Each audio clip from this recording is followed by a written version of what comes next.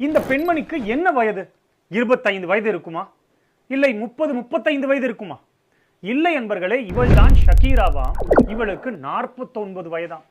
இந்த பெண்ணிற்கு ஒரு 40-45 வயது இருக்குமா? இவள் பெண்ணே இல்லையாம், பாட்டியம்மாவாம். பெயர் மடோனா, 67 வயதாம். நெஞ்சம் படபடத்து விட்டது.